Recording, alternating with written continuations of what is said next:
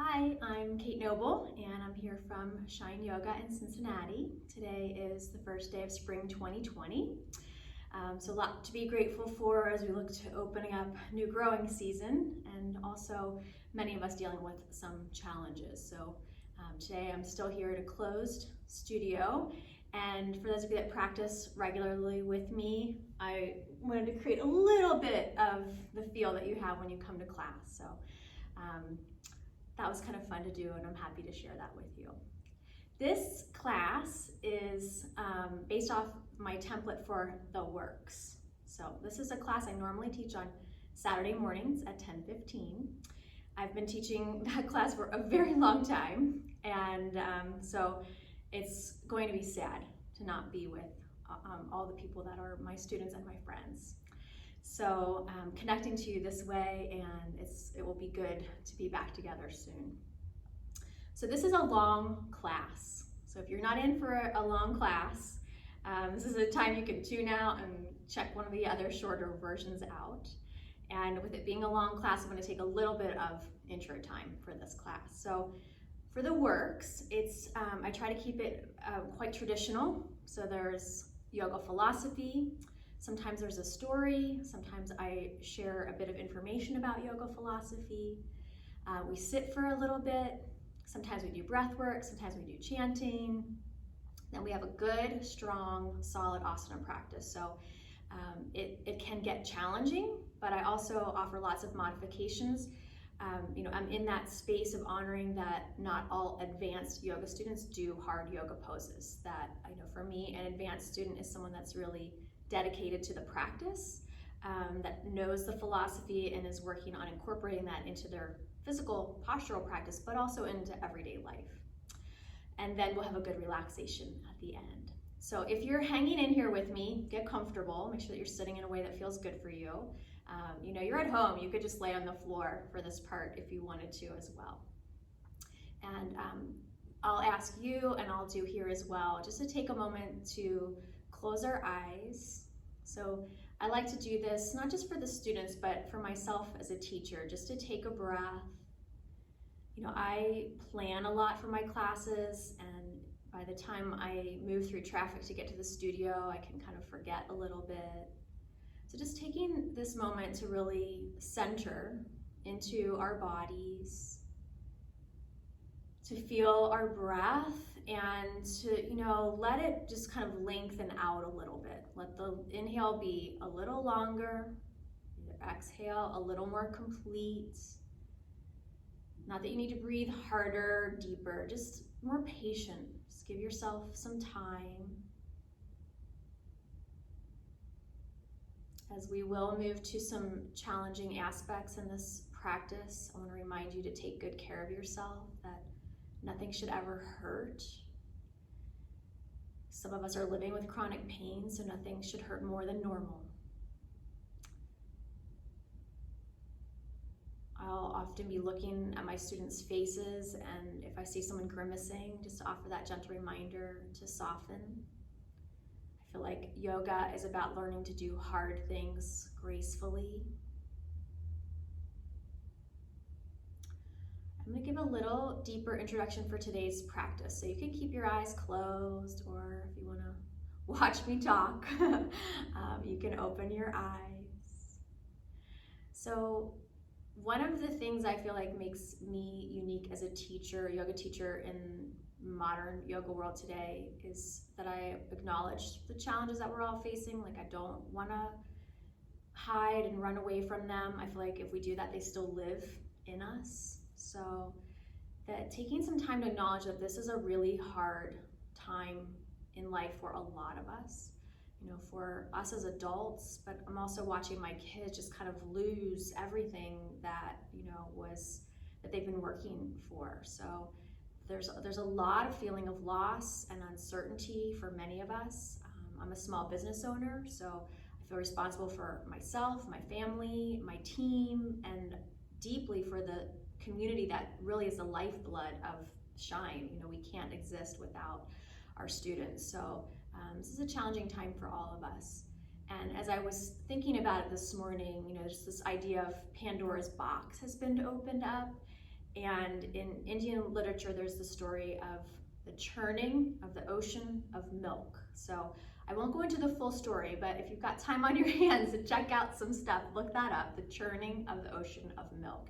And it's really similar to Pandora's box opening up. So that there's an event that happens where everything is unleashed, really hard, scary things, and also beautiful things, blessings, many of blessings that come in disguise, just the way that so many students have helped up to help me forge through and keep Shine going through this challenging time. So, I think if we look close, anywhere we look, we can see that big mix. And yoga philosophy is about honoring it all, saying, all of it's part of life.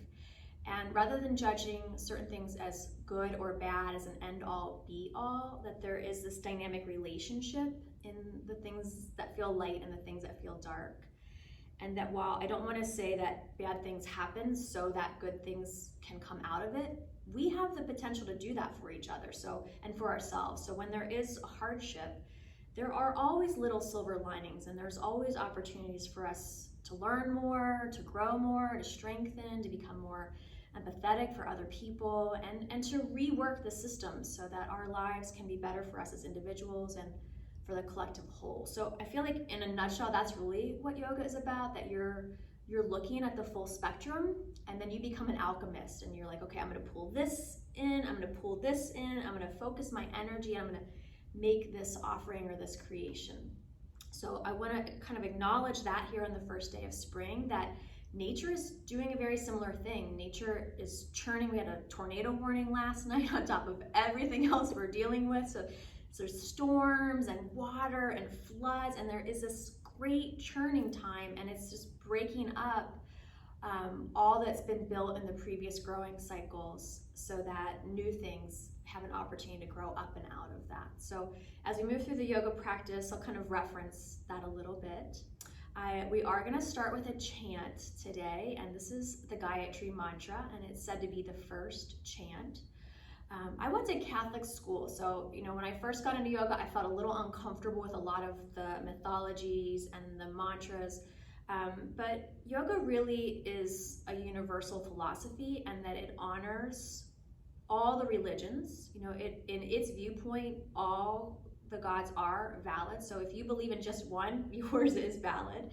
And if you're open to the mystery of what else is possible, it supports that as well. So the Gayatri Mantra actually is a mantra just to the light of life. So it's not to a singular deity or anything like that.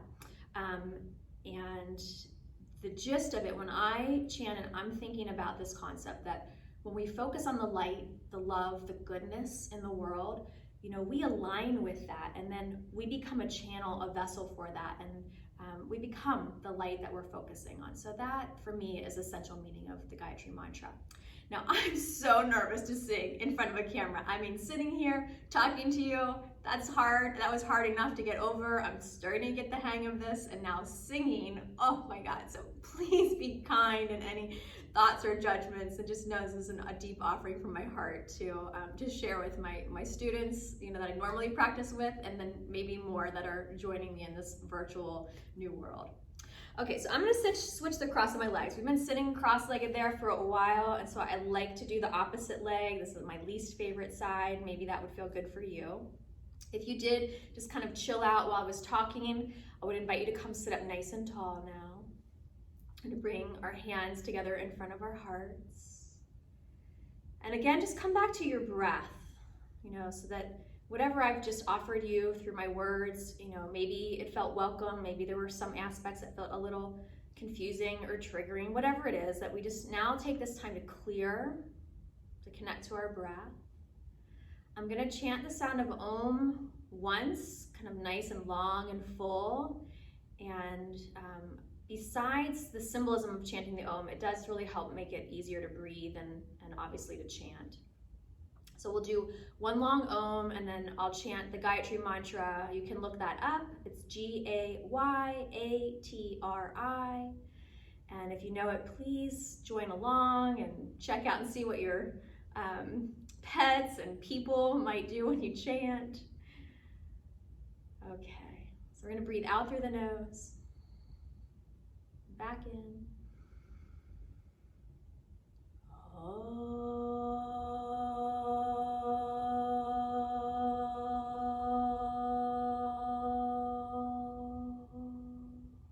Returning to your breath. Om Bhurbhuva Swaha Tat Savitur Varenyam Bhargo Devasya Dhimahi Dhiyo Yo Na Prachodayat.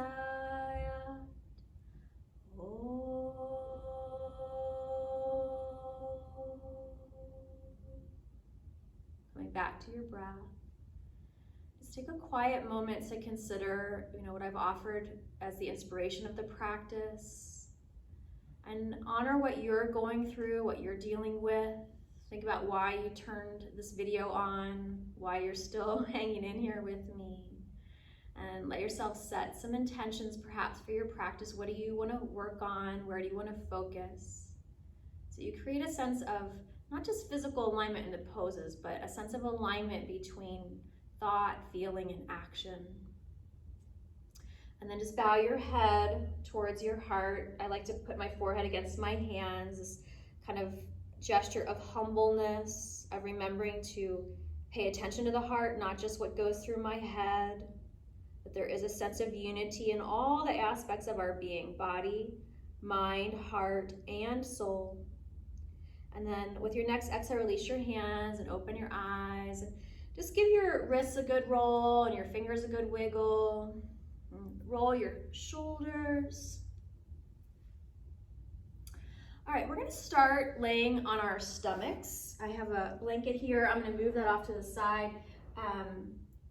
What I didn't mention at the start is that you might want to have a yoga block or strap or blanket. A towel can work great. The towel can kind of do all three things.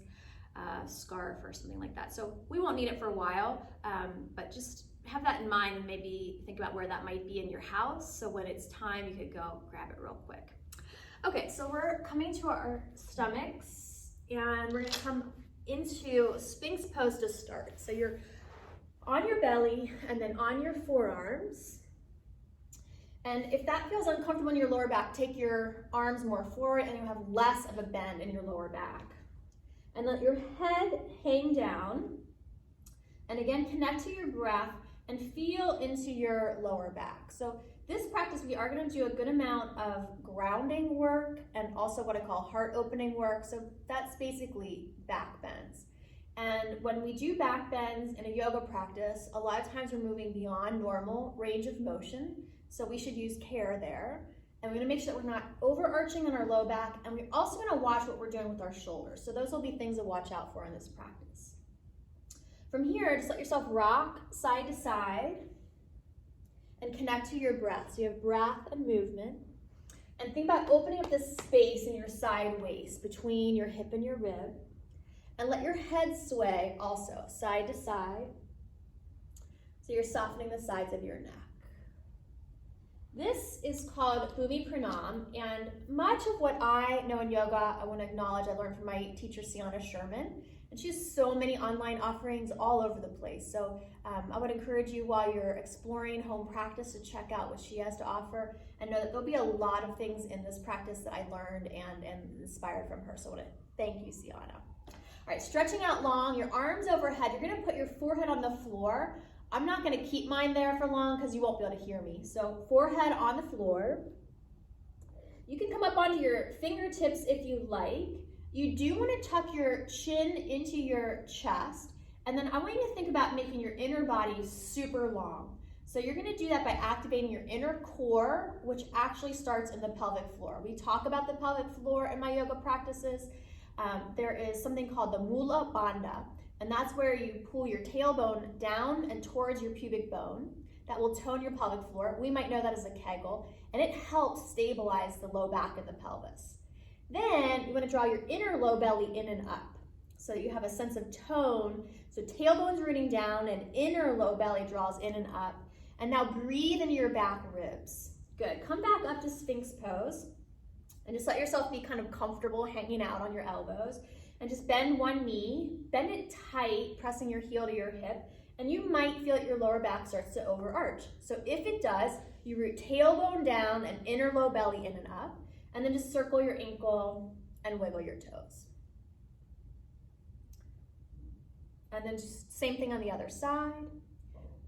Bending heel tight to hip, anchoring the tailbone down and drawing the low belly in and up. We'll use that all throughout today's class. So you're grounding, I did Anusara yoga, we would call that root to rise. Find your breath in these quiet moments. And then both legs straight, and then you're gonna flip your palms upward. Try to get your thumb side of your hands to press down. Curl your first set of knuckles in, your second set of knuckles in, and then try to bring the hands towards you, but try to keep your forearms on the floor. So we're gonna do a lot of down dogs in here, so we're gonna stretch this part. Normally our hands are like that in yoga a lot of the time, so we're just doing the opposite, and then roll those wrists out. I also wanna say, I'm gonna model, so I'm gonna kind of move around different directions, but you can just stay in the same direction on your mat or your place in the room. Right, we're pushing up now to puppy pose, so your knees are right underneath your hips, stretch your arms forward. I like to come on my fingertips. It helps me strengthen my hands and wrists and helps keep the wrists, that carpal tunnel, a little more clear.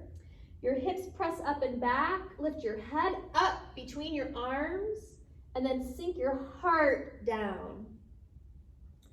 Good deep breath here. We're gonna come to downward facing dog, planting your hands, lifting your hips and knees, and just take a minute to move around however feels good for you. Feel into your body. Let yourself have a level of creativity in your practice that you don't have to just follow along, that if you feel like taking a little detour in the practice, especially at you home, you have that capacity. Deep breaths, always taking time to check in for those breaths. And then we're just gonna walk our feet to our hands, and with bent knees, come up standing tall. Arms reach up overhead, turn your palms outward, press your hands out and away. Inhale, sweep them up. Exhale, press. I like to move my head up and down as my hands are going up and down. This will be the last one. And give your shoulders a good roll. Then we're gonna come to Bandhasana. So for that one, your feet are just a little wider than hip distance apart, but you wanna turn your second toes straight forward. Hopefully I'm not cutting my head off there. So you're gonna have your second toe straight forward, and then think about hinging from your hips. You're gonna squat down and send your hips back. Take a good deep breath here. And then we're gonna fold, but try to think about your fold coming from your hip, not from your lower back. So we're gonna hinge and fold. Your head relax down. Shake it out.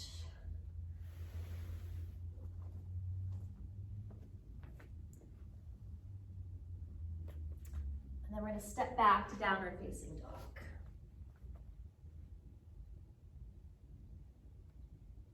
Hinge forward to plank pose, upper push-up, and you really want to try to be as much of a straight line from your heels to your hips to your shoulders to your head. So some things that tend to happen for people, they let the head hang, they let their hips hang, and then we're going to bring the knees to the floor and really think about super form here. So again, places that people collapse when we go from high plank to low plank is that hips drop, or this thing happens sometimes too where the shoulders pitch forward.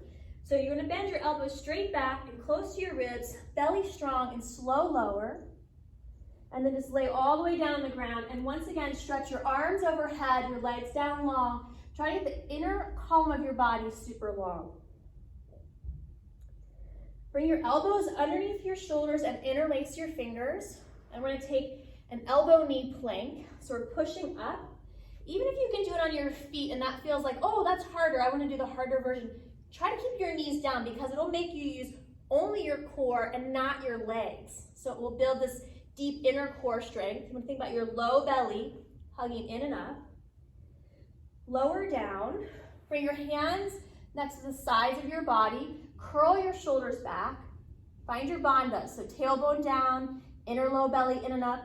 Stretch your heart forward and lift your shoulders, but try to keep your legs down and still. Kneecaps down, pinky toes down. Find your breath. Then place your hands by your lower mid ribs. Keep your shoulders back, your belly back, and push up to your knees in a straight line. So you're really building that precise core inner strength. Tuck your toes, downward dog.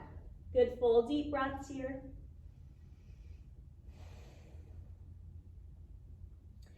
Your option to walk or hop your feet to your hands. And then with soft knees, come up standing tall. Arms reach up overhead. Exhale, hands together in front of your heart. Close your eyes. Find your breath.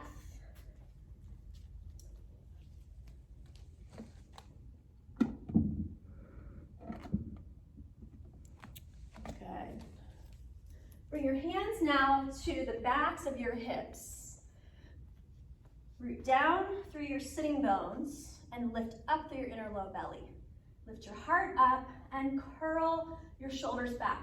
Start to come to a standing back bend without letting your hips push too far forward. So we're grounding, we're centering and grounding, and then lifting and opening up through the heart. And then from here, we're gonna bend our knees, hinge from our hips and forward fold. The head come down, your arms come down. And only as much as it feels good this early in your practice, start to stretch your legs towards straight. You can do one at a time or both at a time. Being able to touch the ground with straight legs is really hyper flexible. It's beyond what's normal. Normal's about here. So don't feel like you have to force those forward folds. And then we're gonna place our hands and step back to downward dog. Hinge forward to plank. And now this time, you can stay up on your feet or come to your knees, but really find where is the place that you can lower down in one straight plank. Press your hands on the floor, curl up to cobra. Work on getting your shoulders to curl back so that your shoulders aren't hunched forward. And also to make sure you're not pushing into your lower back. So there's a lot of energy moving forward and then curling up rather than just pushing up. Good, lower down. We're going to child's pose for a moment. Hips back on your heels, arms stretching overhead. Breathe deep into your back body. All right, we're gonna work on chaturanga. So chaturanga is that low plank pose, and it is really hard to do perfectly correctly. So we're gonna break it apart and give ourselves manageable pieces. And I wanna acknowledge ego here. So a lot of times we feel like, oh, I wanna do the hardest version, or I'm gonna really push. And in doing that, a lot of times we actually miss the foundational pieces that allow us to do something really well so that the hard things can be graceful. So for this one, try to get your ego out of it. Know that I'm gonna make it look a lot easier than it is. We always laugh about this pose in class because it gets way harder than you think. And just let yourself work through the steps. So again, the forehead's gonna go on the floor for this one, so hopefully you'll be able to hear me. And your head is gonna be the last thing to lift up in this exercise. So we're gonna place hands for Cobra Chaturanga. So I like mine right along my lower ribs, and that just allows me to keep my shoulders back. If they're too far forward, I end up using my traps and not my rhomboids that are lower. So I like my hands a little farther back. Squeeze your shoulder blades together, get your shoulders to curl up and back. Knees are down and bent for this first one. Forehead goes to the floor, and then you're gonna lift your belly and keep your shoulders back, and then see if you can lift your head, hover, float, and then lower it down. Now, we're gonna do it again, but you can do this one in the more challenging version if you want like full chaturanga. So you tuck your toes under, and again, your head is gonna be the last thing to lift. You're gonna try to keep your legs up, your hips up, your belly up, your shoulders back, and then your head can lift. So forehead down, belly, ribs, shoulders, and then your head. Hold your breath, not hold your breath, hold the pose and breathe, and then lower down. Good job. We're gonna do one more, so you can pick on your knees or your feet And then we're gonna try to push straight up without hips or shoulders collapsing to the floor. So you're gonna squeeze everything, your legs, your belly, your shoulders, your back. All right, place your hands, forehead down. Lift your body, lift your head, and then try to push straight up, back to downward dog. Good job. Walk or hop your feet to your hands and come standing tall. Arms reach up overhead. Exhale, hands to heart center. For a moment, close your eyes. Connect to your breath. Allow yourself to acknowledge the way that you're getting more fiery energy. This is called Raja energy. And the opposite is Tamas. So we have earth and fire. And in the middle, Sattva. So there's a sweet balance of this activation energy and this receptivity energy. Good, full deep breaths here. Good. We're gonna take ourselves through a nice, sweet little flow. With your exhale, release your hands down. Breathe in, reach up tall. I like to waterfall down. So hips go back, you're arching your spine. Let your head come down with your knees bent. And then legs only as straight as you like. Your hands can come up onto your shins so you can keep your spine long in that forward fold. You could put your hands on a little footstool or a yoga block in front of you. Folding down, walk or hop your feet back to downward dog. Hinge forward plank. And then slow lower, either on your feet or your knees. Try to keep everything in line. Curl up, cobra. If you like upward dog, you can do upward dog. I prefer cobra. I'm keeping my belly strong and my shoulders back, heart open, even curl. Releasing the heart down. Push up on your knees or your feet. Try to make it a straight body press. Downward facing dog. Walk or hop your feet to your hands. Press down through your feet and legs. Inhale, rise up tall. Exhale, arms can rest together in front of your heart or at your sides, whichever is your preference. Close your eyes, find your breath. Inhale, arms sweep up. Exhale, waterfall down. Step your right foot back to come into lunge pose. So for lunge, you can have your hands framing your front foot, or if your proportions or just body balance make it difficult to be in a lunge like this, both hands can come to the inside. Push down through your limbs. I'm gonna stay facing that way. Press down through your limbs and stretch long through your spine. All right, we're gonna twist here. Bring your back knee to the floor, your right knee to the floor. Walk your right hand a little bit out to the right. You can be on fingertips or a flat hand. And then just twist open. Your left arm to the sky. Think about broadening across your chest between your shoulder blades. Look up if that feels good. Release. Come back into lunge.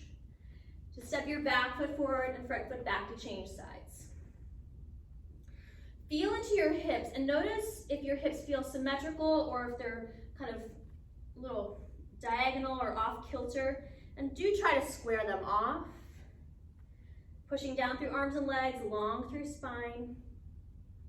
Bring your back knee to the floor. Walk the left hand a little bit to the left and twist open.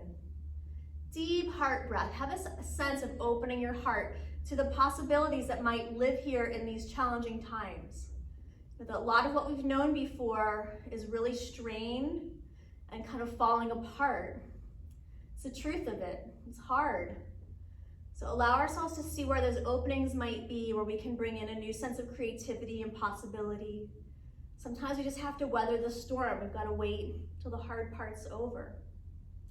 Release.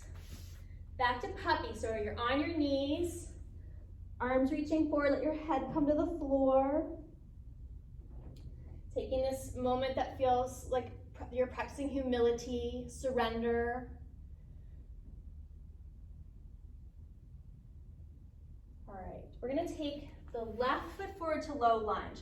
So you could take, if you had a blanket nearby or a towel and you wanted to pad your knee, you could just put the blanket underneath your knee. If you don't have something like that, you can take the side of your mat and flip it over so you've got a little extra cushion. I think I'm just gonna do that. Press down through your feet and legs, and then you're gonna inhale and reach up, your arms up overhead. If your balance allows for it, bring your hands to your hips and try to square them off. And then engage your lower core. So again, it's tailbone down and inner low belly in and up, hips as even as you can get them. Hinge forward. And then stretch your arms up to the sky. Let your heart lift up. Have this sense of grounding into the present moment, what's here, what's present, maybe not all beautiful, and allow yourself to have this sense of opening up to possibility. And then we're gonna twist. So easier twist is that your hand comes to the floor and the left arm circles up and around. More challenging is that you wrap your elbow outside your knee, your palms press, and you twist. Find a deep breath and then exhale, release. And we'll step back to downward dog. To your knees, step the right foot forward, low lunge. Add that knee if that's helpful for you. Come upright. Bring your hands to your hips and try to even them off. So for me, that normally means I gotta pull back a little bit. I have a tendency to, want to go for it. So I need to pull back a little bit at times. Hinging forward, arms reaching up, having this sense of grounding and growing, present and open to the possibilities, releasing into a twist, heart breath, maybe going in a little deeper to that prayer twist. If you're in prayer twist, press your palms together, make your spine very long, and then twist through your waist, about curling your shoulder back, and turning your head to the sky just as much as it feels good for you. Release. Step back, downward facing dog. Plank pose, straight body line. Slow lower on your feet or your knees. Sweep up cobra, up dog. Lower down, just cross your arms, let your head rest to one side for a moment. Breathe deep here. Remember that yoga is about finding a sense of balance, dynamic balance. Balance is never static in real life. There's always fluctuation and movement and adjustment. Allowing yourself to soften into this moment. All right, we're gonna come up to our elbows. Don't worry, we'll get our head the other direction in a moment. Press your left arm in front of you and bend your right leg. Reach back with your hand for your ankle, or if that's difficult, you can grab your pant leg or use a strap or tie or something. Now, when we're here, the tendency is just to pull the heel to the hip, but then my shoulder has collapsed and so has my lower back. So you want to think about keeping the tailbone rooting down, your belly lifting in and up so your low back is long, and then actually push your foot back to help the shoulder curl back. And then try to keep your shoulder back and then press your heel to your hip. And if you're on the more flexible side, your hand can go like this. It goes up and over, just up and over. So your thumb is up, but not twisted like this. A lot of times people will twist. So you want to make sure that the thumb is up and your shoulder is back. And then you can bend your elbow and press your heel to your hip. I'm still keeping the inner core strong. Tailbone down, belly strong, shoulder back. Deep breath. Release and let your head rest and turn to the other side. Head resting down. Good full deep breaths. So we have an element of not just working in a strong way, but in a supple way. That we're really working on a sense of resiliency that comes from an ability to engage and to rest back, to be reflective. All right, coming up onto your right elbow, bending the left knee, rooting the tailbone down, the low belly in and up, and that left shoulder back. Then maybe taking your hand to the inside of the foot and pressing your heel towards your outer hip. You want to keep your knees towards each other, trying to let your knees flare out away from each other. Find your breath. Good, and release. Press back to child's pose, puppy pose, or downward dog, whichever would feel good for you just to have kind of a mental break and to neutralize the right and left sides of your body. We're coming back to our bellies, and we're gonna take Shalabhasana. This is locust pose. There's lots of versions of this pose. So for this one, either bring your hands to your hips, or you can clasp your hands behind your back, interlace your fingers. Squeeze your legs all the way together. Press the legs down, root your tailbone down, hug your belly in and up. Stretch your chest forward as you lift up and curl your shoulders back. Let your eyes look at the floor, holding here several breaths.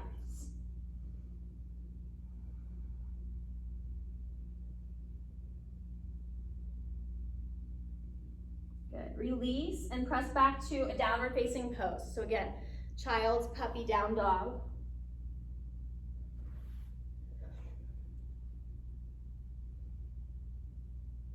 And then we're going to meet each other in a standing forward fold.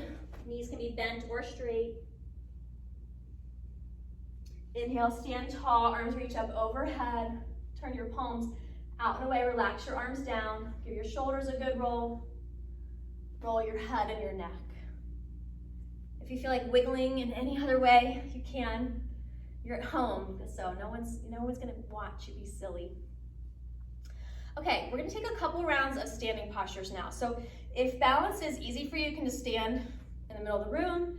If not, you can go to a wall, you can grab a chair, and we're gonna just take tree pose as our first standing pose. So let's start standing on your right foot. I'm gonna mirror you now, so I'm on the opposite leg from you, but it'll look the same as you look at me. So you're standing on your right leg and lift your left heel, and this is where we start. Actually, I'm going to show you one other thing I forgot to do earlier in the practice. So this is called Lotus Mudra. I'm going to come in a little closer to you. So for Lotus Mudra, you're going to put your hands together, and then your pinky and thumbs come together, and then the other fingers spread out like a lotus, like a tulip. And you're going to keep the heels of your hands together. And then my teacher, Sienna Sherman, calls this turning the prayer wheel of the heart. So that we'll turn the hands like this. And it's a nice wrist release. We'll do it one way, then we'll do it the other way. You can also think about just clearing the gunk out of your energetic heart center and inviting in the positive energy, the energy that you want to focus on at this time. Okay, so tree pose. Standing on right leg, left heel lifts. If your balance allows for it, you can lift that leg higher below your knee or above your knee, but it should not push on your knee joint. And then arms can go out to the sides to help you with balance. Engage your bandha, so tailbone down, inner low belly in and up, hug into your core, root down through the lower half, and then let's take Lotus Mudra. And then stretch your arms up overhead if you feel comfortable to do that. And then bring your hands back together in front of your heart, and either stay standing or put your foot down and see if you can turn the prayer wheel of your heart. Allow yourself to be present in the moment for all the beauty and the challenge that's here. And also open up these pathways for new creativity in your life. Good, let's bring the foot down and switch sides. So now you're standing on your left foot, your right heel lifts. Take the position that works for you on this side. Maybe it's the same, maybe it's different. And again, arms can come out to your sides and they can stay there if that helps you balance. Engage your core, root down, bring your hands together in front of your heart, and have this sense of rooting into the present moment, but also being open to new possibility in your heart and your mind. Take your Lotus Mudra, it's blossoming of the heart. If it works for you, stretch your arms up overhead. Find your breath. And then bring your hands back down together in front of your heart. And whichever way you rolled your prayer wheel the other time, roll it the other way this time. Maybe you can have this idea of just clearing out, the anxiety, the anger, the frustration, the fear. It's really natural at a time like this. But allowing ourselves to let go of the excess so we're not carrying too much. Good, and release. All right, a few of who I have here behind me we've got a nice selection of Murtis in the studio. Murtis just are the forms of those deities. So Natarajasana is down here at the bottom. He's a version of Shiva, and he really is about clearing the old, and in particular, the things that are attached to ego. It clearing them out of the way so there's an opportunity for new things to come in. And he is paired with several different avatars that you might have heard of: Durga, and Parvati, and Kali. So then above is Vishnu and Lakshmi, and they really are associated with this kind of just beautiful sustenance of life, of lower life on the planet. And the creator trio or duo is Brahma and Saraswati.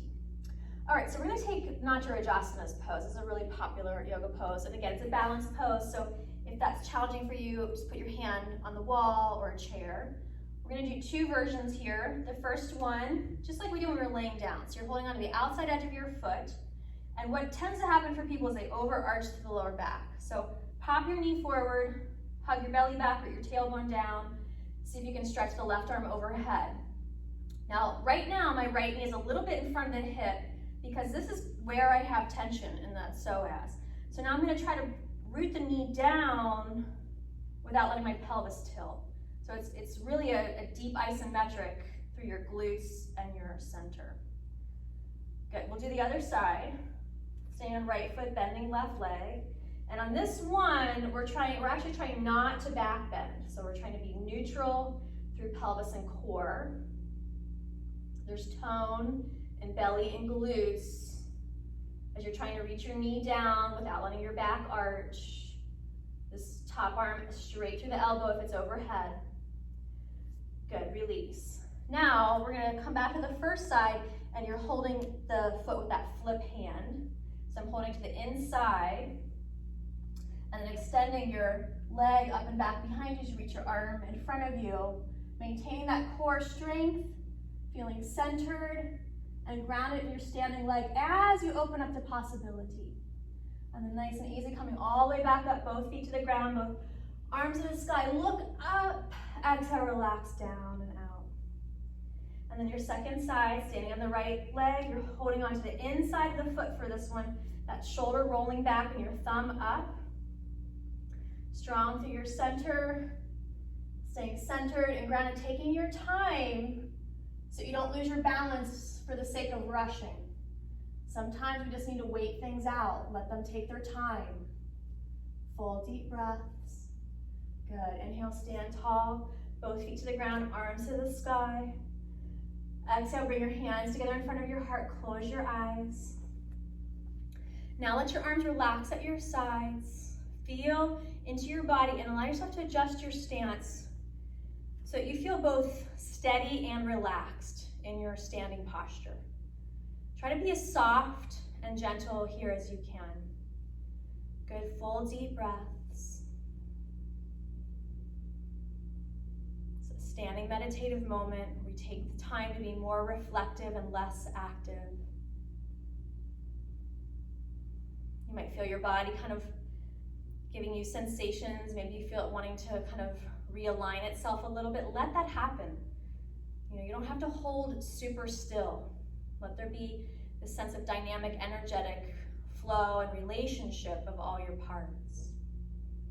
Potentially a realignment of the energetic pathways that connect your brain to your body that are influenced by what you experience outside and inside.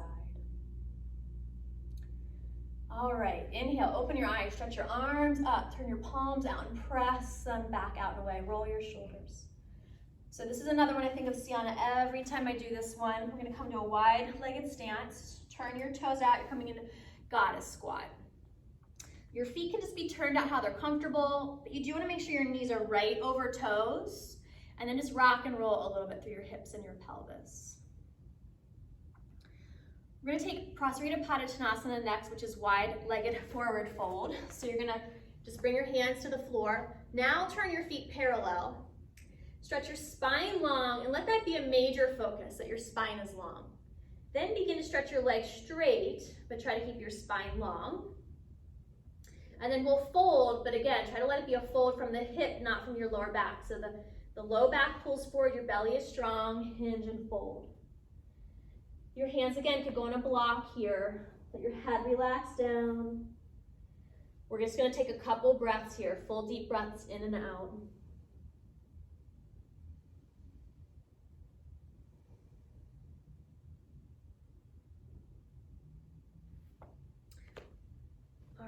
This next part, we're gonna have dynamic movement and breath. Let your feet turn back out a comfortable distance, let your knees soften a little bit. And Sienna will often reference a phoenix, this sense of rising from the ashes. So this is a little bit of a phoenix flow. Inhale with arms like wings, stretch out to the sides and all the way overhead, and then exhale, release. Let there be this letting go. Inhale, flow up, rise with your inhale, and fall with your exhale. You can let that breath be more powerful in the exhale, so there's something called lion's breath, and you make this crazy face. I'll show you. So you're just letting go of kind of all that pent-up anger and aggression, anxiety. One more. Let yourself rest. And then we're just gonna rock side to sides. I didn't let you rest too long, sorry about that. I tend to do that. All right, so we're rocking side to side. Just helping release the inner thighs. And then we're gonna start to work our way back up to standing tall, legs wide apart. Let's take warrior two here. So you're gonna rotate your right foot out, and then you're gonna bend the right knee. So you're gonna align the ankle over your knee over your ankle. Your back foot turns in a little bit and try to keep your hips back. Try not to let them rest forward. So it's core engagement, leg and core engagement here. Arms stretch wide to the sides.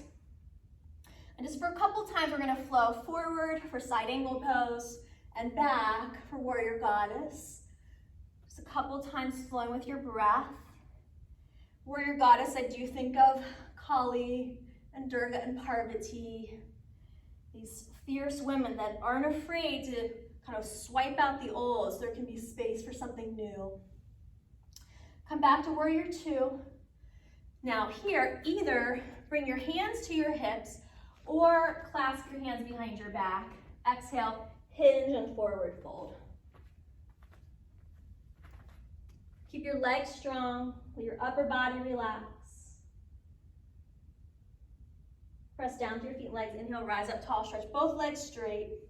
And we're gonna take that little series on the other side. So you're coming to warrior two. Now for you at home, I believe it's your left knee is bent forward. And then we're gonna flow forward and back. If I missed something there, I apologize. Sometimes that happens to me in class, but I have students to show me that I had forgotten. I miss you. I miss my students. Teaching and practicing here by myself is very strange without you. All right, come up, hands to hips or clasp your hands behind your back. Exhale, hinge and forward fold. Good, full deep breaths. Keep working your shoulders back and your spine long.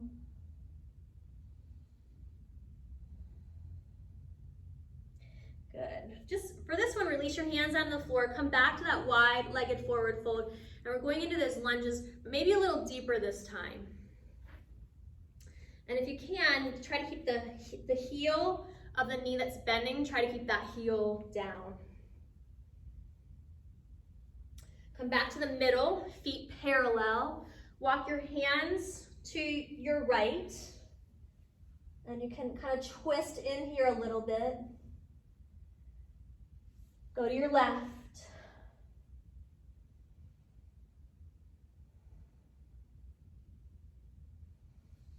Come back to the middle. Bend your knees so that your hands can be flat.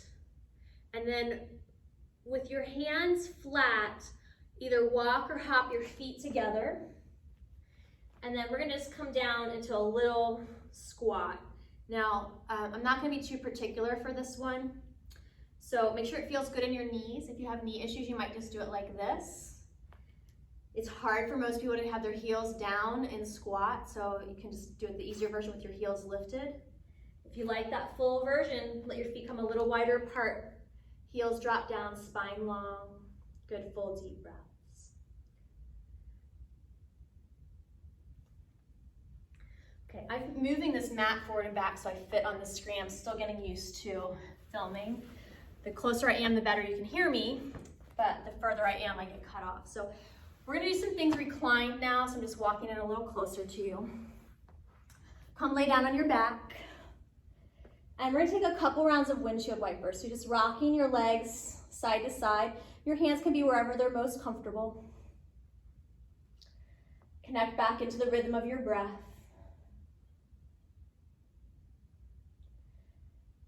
Let both knees drop to your right and stretch your left arm overhead. Good, deep heart breath there. Switch, legs to left, right arm overhead.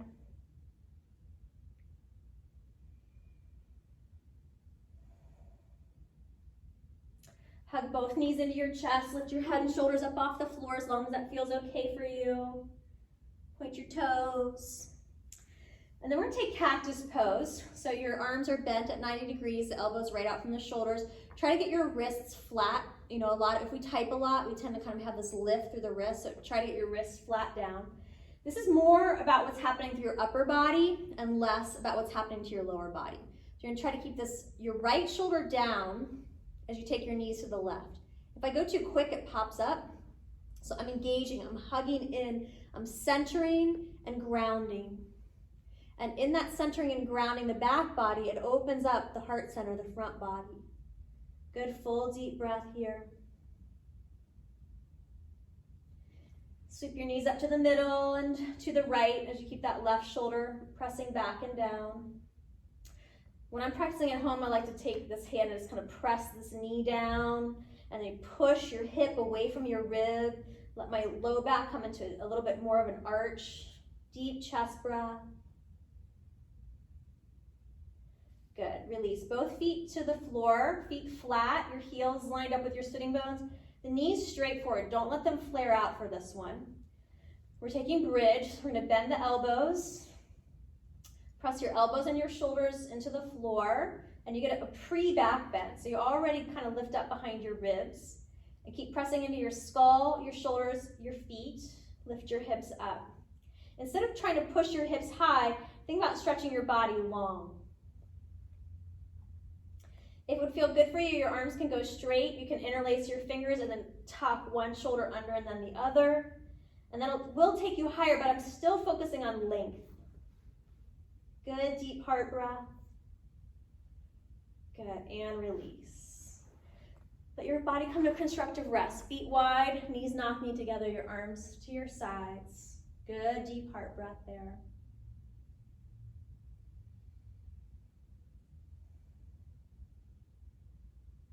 Okay, we're gonna now take what I call mummy arms. So this is about core engagement and shoulder mobility. And what happens for a lot of us is that when we take our arms overhead, our back will naturally arch. That's natural, normal. You want that to happen when you're reaching for something overhead in real life. But we're about to move to some postures that are beyond normal range of motion. So you need to do a little bracing so that you don't overextend your tissues and joints. So you're gonna stretch your legs fully straight and really think about pressing the thigh bones down, tailbone down, inner low belly in and up. Remember your abdominal muscles connect your hip points to your low ribs. You wanna squeeze them and try to keep your low ribs engaged down. Then take your arms straight up to the ceiling. I call these handstand hands, so that the position your hands would be in for a handstand. Pull your fingers back. Plug your shoulders down. Now keep your low ribs down as you take your arms overhead. Stay with your breath. Keep the elbows straight, the arms in line with your shoulders. Really, there's this isometric contraction happening through your belly. And then if your body allows for it, you can stretch your hands straight. But the biggest thing you're trying to do is keep your low ribs down, your thighs back. Good, full, deep heart breath. Good, release your arms to your sides, bend your knees. Pause. So now we're gonna do a back bend, and if you don't normally practice back bends, you should just repeat bridge pose. But if you are comfortable with full wheel, or what's called Urdhva Dhanurasana, we're gonna take that full back bend, and we're gonna incorporate a lot of the actions that we worked on today. So you're keeping your knees straight forward, your tailbone down, your low belly in and up, and your shoulders back. So that you're not just pushing into the parts of your body that tend to be more mobile, which is your low back and your shoulders, but you can injure them if you overwork them. All right, so I'm gonna move through full back bend here. And again, you can just repeat bridge pose if you prefer. So we're gonna place our hands. I have short arms. It is not easy for me to get the heel of my hand down with my shoulder engaged. So I start just on my fingers, flat fingers. We're gonna we're gonna go progressively slow. We lift the hips up first, root the tailbone down, plug the shoulders back. Push to the top of your head, pause, plug your shoulders back, and then stretch your arms straight. Take a good, full, deep heart breath here. And then nice and gentle, come down. Relax your arms to your sides, let your knees come to constructive rest. Take a good deep breath.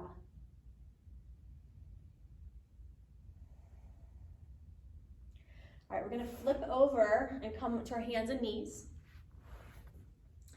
And then we're taking dolphin pose. So you're gonna interlace your fingers. I like to unhook the pinkies. Push your forearms down, the elbows in line with your shoulders, and then lift your knees and your hips and press your heart back. You actually want to think about your arm bones moving towards your wrists and your heart towards your knees to help open up the chest shoulder.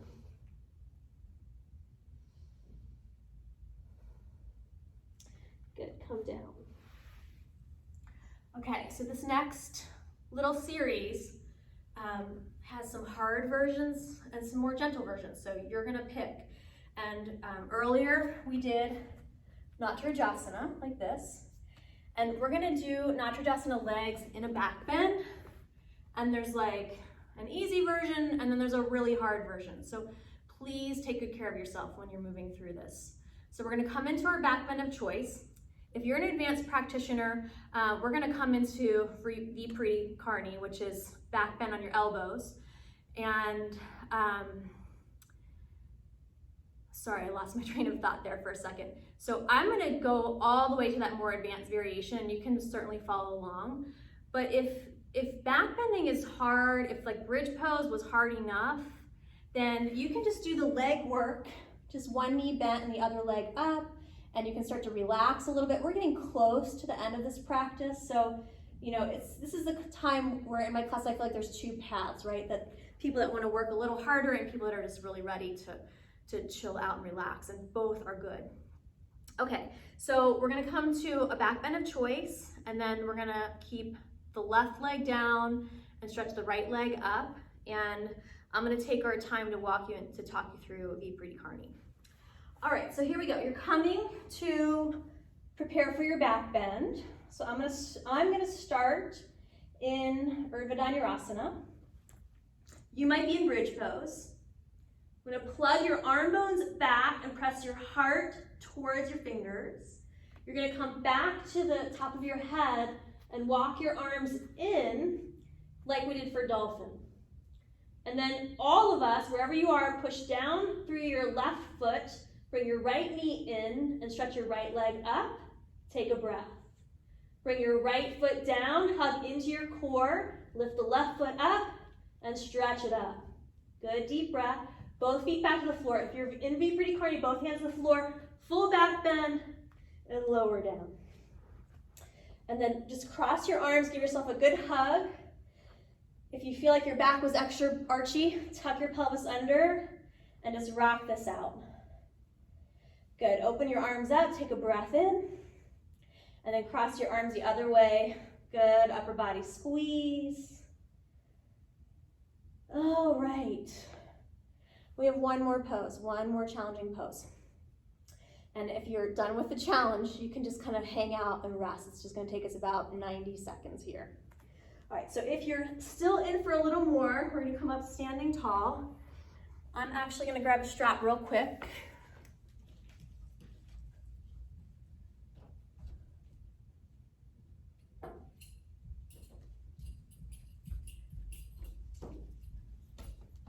If balance is tricky for you, grab a wall or a chair. And two versions for this Natrajasana. So you can just loop your ankle and you sweep your elbow up and forward. So the strap is connecting your hand to your foot, and then you can back bend here, and maybe both hands can work towards each other to come into your back bend. If you're a little more flexible, honestly, I don't know if I'm ready for this one today, so I'm gonna feel, and I might go through it and I might pull back. That's the advanced yoga. When is it appropriate for you? So you can just keep working your version of Natarajasana. If you want to do the more advanced version, you pick your foot up and it turns outward a little bit. And then you got to grab your toes. And then with one holding onto your toes, your elbow will come in and forward. Your leg reaches up and back, your arm reaches up. If you are more flexible than I am and have the capacity for it, both hands can reach back. You might hold on to both hands to your foot. It's important for us to be even. So I'm gonna do the other side.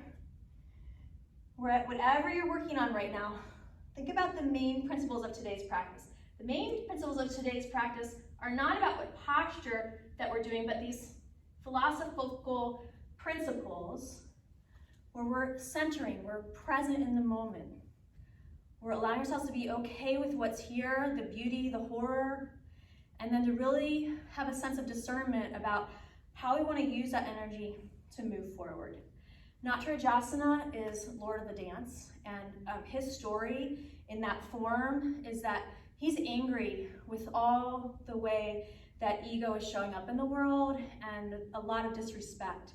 So even though his pose is the Lord of the Dance, and it's called the Ananda Tandava, it's this dance of bliss, he's breaking apart all these old structures and forms so that there can be a sense of reorganization and renewal. So it really is a beautiful message. And that story about the churning of the ocean of milk, that's Lakshmi's creation story. So it's the same thing, it's Pandora's box. There's kind of a war is happening at the time. And as they unleash all these treasures and horrors, what's also released is what's called the Amrita. It's the nectar of life. And it is, kind of this thing that allows there to be great healing and beauty and wonder and creativity. So I'm gonna come down to the floor. We're gonna finish this practice off in a nice gentle way now. So just come lay down if you're not already there. Windshield wipers, I feel like are just, for me, is a great neutralizer. It's calming and settling. And then hug both your knees into your chest. Pull your head in if that feels okay in your body.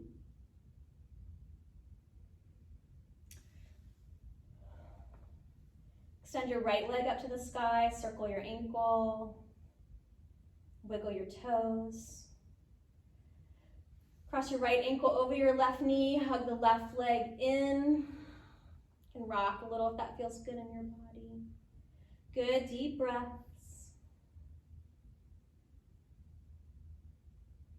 Bring the left foot to the floor, cross your right knee over the left knee and twist.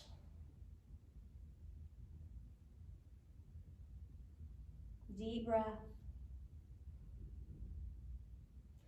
Come back up neutral, take the other side, left leg to the sky, circle ankle, wiggle toes. You could stretch this grounded leg straight, but the reason that I'm not is that we've done a lot of back bends, and when you stretch your leg straight, your back does come into a little arch. So this allows my lower back to settle, to soften, and to become more neutral. So instead of being stuck in the energetic pattern of back bend. Ankle over knee, knee to chest. Connecting to your breath. Allow yourself to be in that space of inner body awareness. Knee crosses over knee, twist to the right, turn your head to the left if that feels good for you.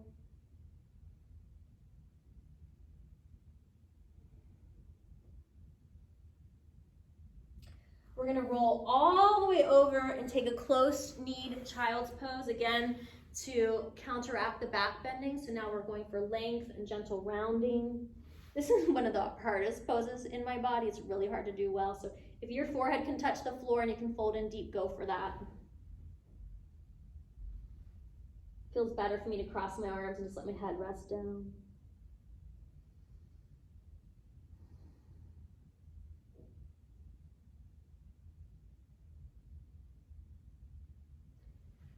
Just for a moment longer, we're gonna come up to sit, and I prefer to use a little blanket on my sitting poses, so it just helps my pelvis be more neutral. It helps me fold from my hips instead of rounding my low back.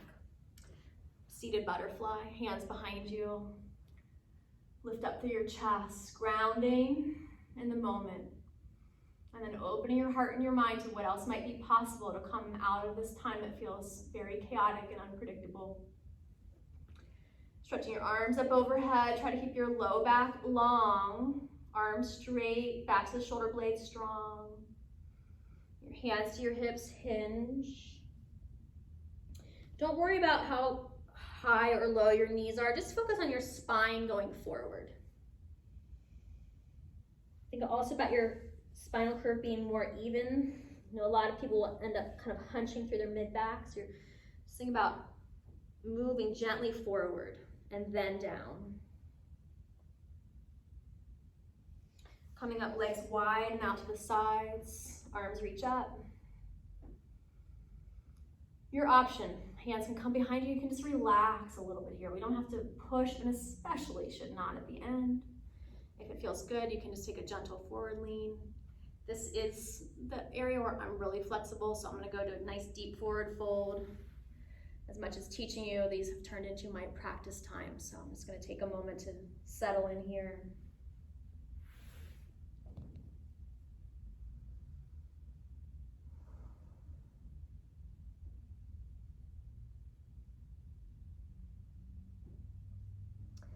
All right, we're going to come up to sit, and we're going to take what I call a seated squat. So you're sitting up, and then your feet are wider than your hips. And you're going to rock our knees side to side.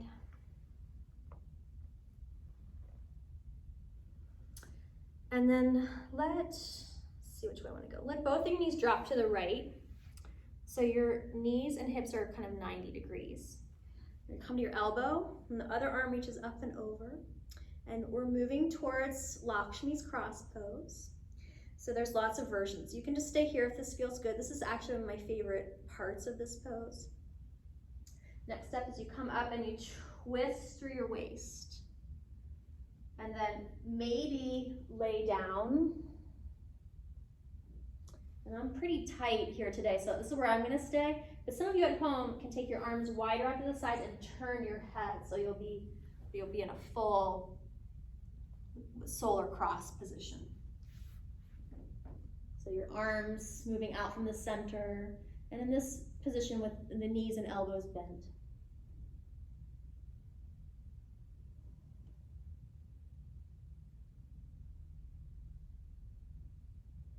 Good, come on up, rock your legs to the other side. Knees to the left, side stretch.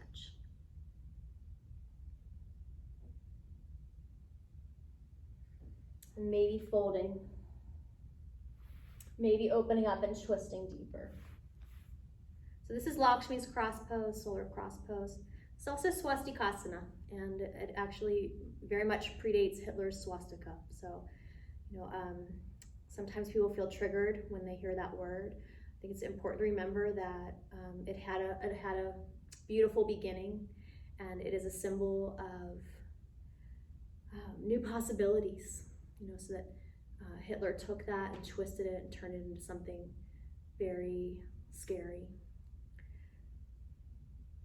Much of our life is about reclaiming, understanding the roots, clearing out the weeds, and creating space for new opportunity and growth. All right, from here, come back up to sit just one more time. Legs straight, reach your arms up. Let it be a gentle forward fold. If you have a strap, you could put that around your feet. If grabbing your feet is easy, you can do that. Think about pulling up through your ribs. Just crawl my hips back a little bit. And then fold in the way that feels good for you. Turning inward, turning away from the chaos in this moment. So we've taken time to contemplate on the chaos, the good and bad. But now we will take some time to have sanctuary space where we can release away from that. So as you're ready, come lay down on your back. I'm just gonna stay seated because I'm gonna speak you through relaxation. That will be easier for me to do sitting. If this is the beginning of your day and you feel like sitting for meditation instead of laying down, you can do that. I often give that option in the works class. I'm gonna move so you can see Morty's back there. So as you're coming to lay down, just be comfortable. Let your eyes close. And allow yourself to feel into what's true for you in the moment. You know, what do you feel right now? And highly likely it's a mix of things, right? That there might be some things that got triggered in the practice. You might be feeling tired. You might feel energized. You might feel buzzy, you might feel peaceful. So as I think about practicing yoga philosophy, it's really about being more curious, like what else is here? You know, we all have a tendency as human beings to come to snap judgments to help us make quick decisions that very often would have been important in our more primal nature. You know, we see a bear out of the corner of our eyes, we gotta jump away and fling into action. A lot of us are feeling that right now, you know, that our livelihood, our sense of security, our expectation for health is challenged. You know, our concern for each other, for our loved ones. So breathing into those feelings, instead of trying to push them away, instead of trying to forget them, to allow them to be present and to allow yourself to be clear and okay, even in the face of challenge. And the benefit of being present in the moment is that you can see all that's present, not just the hardships, that you challenge yourself to find your own inner resources. And the truth is, on this planet, nothing is permanent.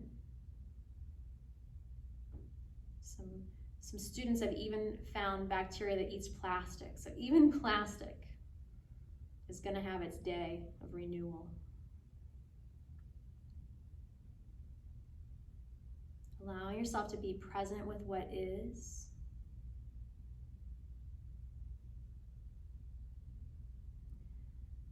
Allowing yourself to be less triggered. It's here. You ask yourself the question, can I do something about this or not? We do something about the things we can, and we allow ourselves to soften in the face of those things that we cannot change.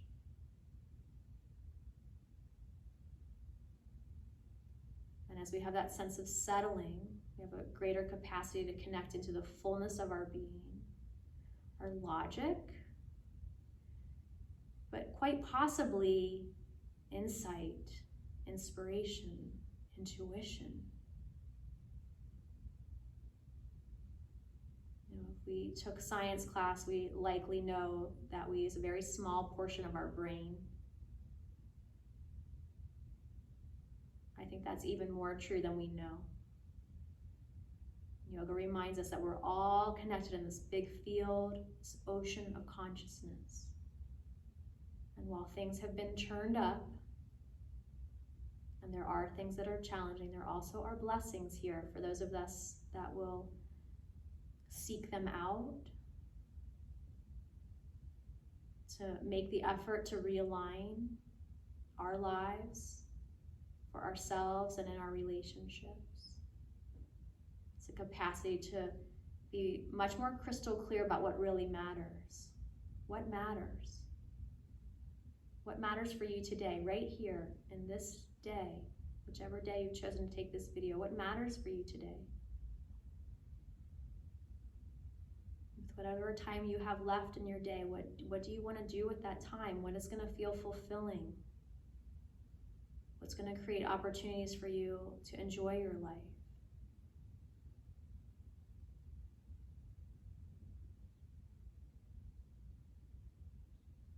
Staying connected to the rhythm of your breath. encouraging your body to relax. We're gonna take some time just to really rest. I'm gonna hold you here for about 2-3 minutes. If you have more time, you can just keep going. You can just continue on in your rest. If you find your mind wandering into places that don't feel helpful, so I want to clarify that. Your mind might wander into a field that feels like insight, inspiration. There might be symbolism. Our dreams work through symbolism. Your mind doesn't have to shut off. That's not human. We just want to make sure that in this time that our mind's not wandering into places where we're trying to problem solve or that we're cultivating more stress. So if your mind does what I call wander into the weeds, just bring it back to the present moment. Allow yourself to stay open to those possibilities of insight, intuition, inspiration. So just another moment or two here now.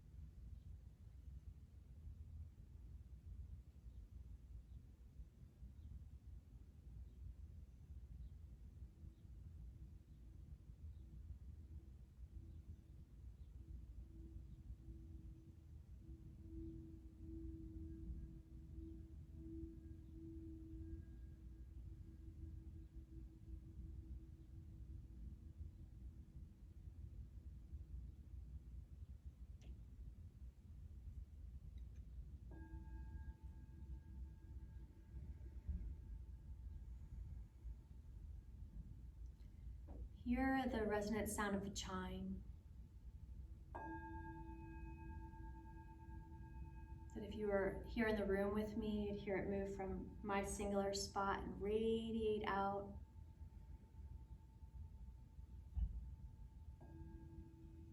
And now that we're here together but far away, that it can move in an endless amount of space. What's here affects all. And for that reason, allowing there to be the sense of inner alignment, reminding yourself what matters today, what will I do with today, how will I show up in my life and for those that I share my life with.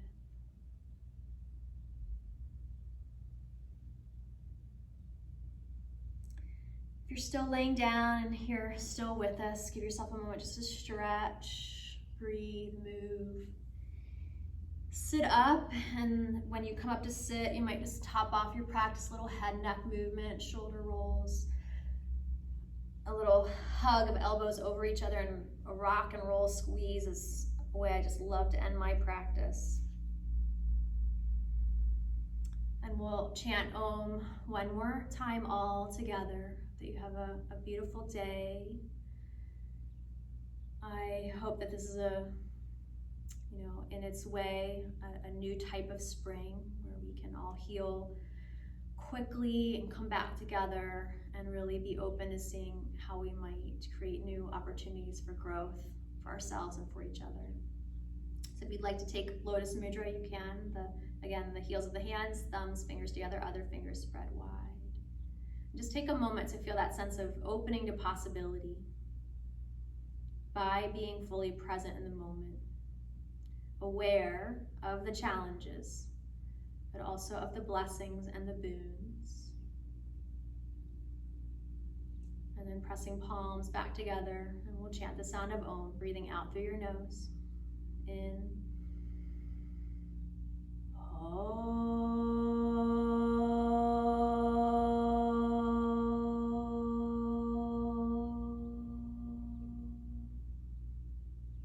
push with a full breath, bowing head to heart,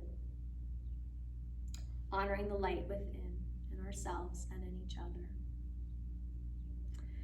And as I end today's practice, I want to just take a moment of gratitude for all the times that I've been able to spend with my regular students. As I said, I really am missing you, and I'm hoping you're all well, and I hope that soon we're together. I want to thank everybody that's supporting Shine. You know, this is a really hard time for small businesses, so if you love someone that owns a small business or you love a small business, I encourage you just to support them in the ways that you can. And if you want to help support Shine, whether we're through this or not, you can visit our website at www.shineyoga.com. Take care, everyone. Namaste.